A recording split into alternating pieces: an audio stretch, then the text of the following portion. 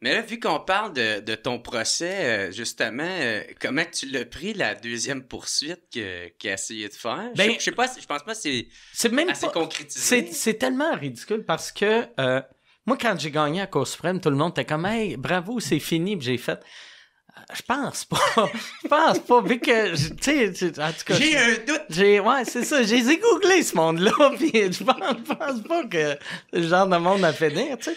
Puis leur avocat, quand il y a eu ce procès-là, il y avait la mère et le fils que chacun m'amenait en cour pour diffamation. Mm-hmm. Puis leur avocat a dit à mon avocat, il a dit regarde, si il y a un des deux que ça se fait rejeter, on retire l'autre. Fait que, en voulant dire, si la cause de la mère se fait rejeter, on retire la cause à Jérémy Gabriel. La cause de la mère s'est fait rejeter. Fait que là, mon avocat m'a dit « Hey, c'est cool, ça a été rejeté. » Fait que là, on va voir si leur avocat, c'est un esti de plein de marde ou... Puis j'ai fait... Je sais pas si tu l'as déjà googlé, son avocat, là. Tu sais, il est en train de se faire radier du barreau vu qu'il a volé de l'argent à un enfant qui était l'enfant d'un de ses clients, un de ses clients. Mais en tout cas, tu sais, fait que là, lui, il a laissé aller la cause de Jérémy Gabriel. Puis il en a reparti une nouvelle, Jérémy et sa mère, ensemble, pour garder son mot, tu sais, pour... Ben, je sais même pas si c'est une expression anglaise, là. Ouais. Mais, tu sais, pour... vu qu'il avait dit que il allait retirer celle de Jérémy Gabriel, mais il les a mis les deux ensemble.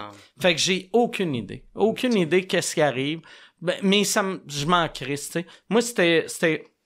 Quand, tu sais, le premier procès, vu que c'était le gouvernement, tu sais...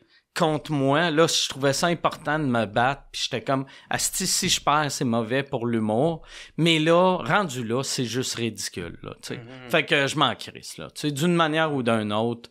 Je pense pas que ça va aller en cours, mais ça me stresse fuck up. Combien t'as dépensé pour toute cette saga-là? À peu près 450 000.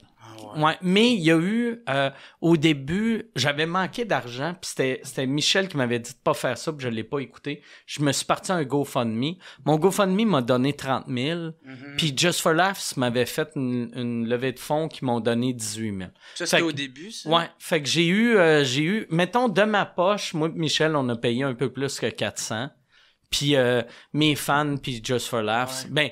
Tu sais, mes fans puis mes fans m'ont donné 50 000. Ah ouais, c'est vrai, parce que Michel, il a payé 20% de ça. Ouais, Michel, il paye 20% de tout. Ouais. Si je veux Vu faire... tu prends 20% de tes gains, il prend 20% Si je veux faire chier Michel, je vais voir Renzel d'Ashington, puis j'utilise le N-word. Après Michel, il est pogné avec un bill.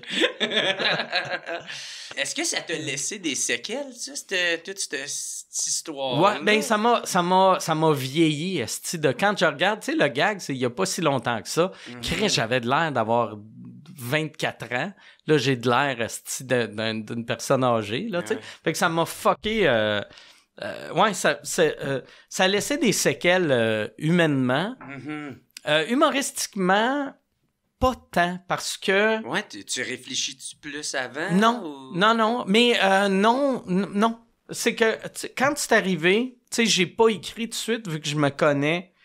Tu sais, puis j'avais vécu un peu la même affaire avec mon gag sur la petite Cédrica. Ouais, tu mentionnais Cédrica. C'est le gag sur Revenu Québec. Tu sais, quand c'est arrivé, les jokes que j'écrivais, tu sais, tout de suite, quand tu te sens attaqué, t'as le goût de te défendre. Puis moi, vu que j'ai un humour méchant, tu sais, asti, mais de la façon où je me défends, c'est d'une violence pas possible. Là, ouais, c'est ça. Ouais. fait que j'ai fait...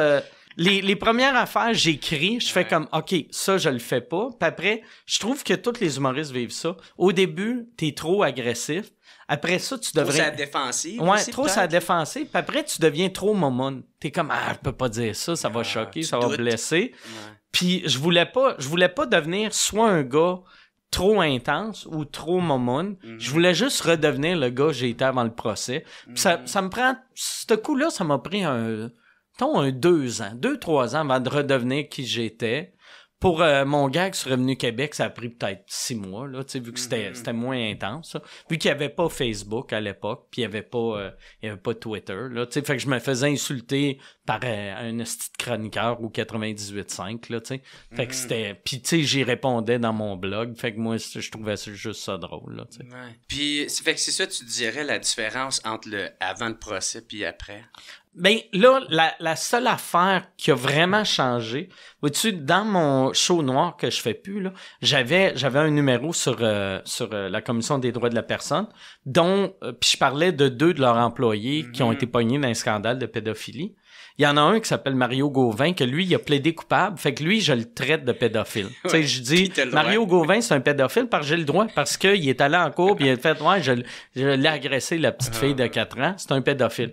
L'autre, Camille Picard, a jamais plaidé coupable. Fait que lui, chaque fois que je parle de lui, je dis tout le temps, il a été dans un scandale de pédophilie. Il a été accusé, mais je dis jamais que c'est un pédophile. On ne sait pas que c'est un... Si toi, tu penses que Camille Picard, c'est un pédophile, c'est toi dans ta tête qui a fait ça. Tu sais, c'est moi, je fais juste dire, peut-être c'est juste un bon monsieur qui a donné 50 000 à un gars qui l'avait accusé de l'avoir agressé, puis le gars s'est suicidé après, mais c'est peut-être... c'est pas de la faute à Camille, là, tu sais. On sait pas. Tu vois comment Ouais, c'est ça. Mais ouais, non, c'est vraiment ça. Stratégiquement. Mais non, puis le pire, c'est même pas... Tu sais, moi, je veux pas devenir genre d'humoriste qui envoie ses textes à un avocat. Mais en même temps, ça reste bon. Tu sais, moi, je l'ai vu souvent. Là, mais tu sais, puis le monde ne remarque même pas cette petite nuance-là. Mais moi, je me défends avec ça. Tu sais, vu que là, je sais que asti, peut-être dans 8 ans, ils vont prendre cette calice de joke-là hors contexte. Ben, c'est ça. Puis, si une joke est comme... Si c'est pas les bons mots utilisés, c'est dur après de défendre. Sur le coup, c'est facile de défendre vu que, mettons, j'écris une joke un matin sur Robin Williams. Puis, tu me dis pourquoi t'as écrit ça? Je m'en rappelle, je l'ai écrit un matin. Ouais. Mais si j'ai écrit une joke sur Robin Williams en 2008, puis tu me sors la joke, pourquoi t'as dit ça de Robin Williams?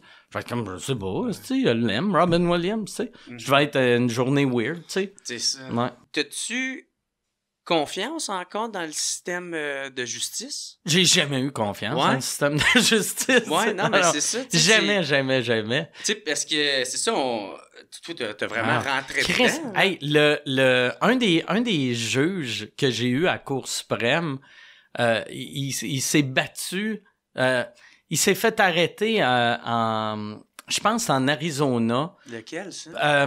C'est un gars qui s'appelle Russell Brown. Ah, ok. Que il était en Arizona pour remettre un prix à quelqu'un. Il était un peu chaud dans un bar. Puis il arrêtait pas de dire à tout le monde, tu sais pas je suis qui, je suis très important.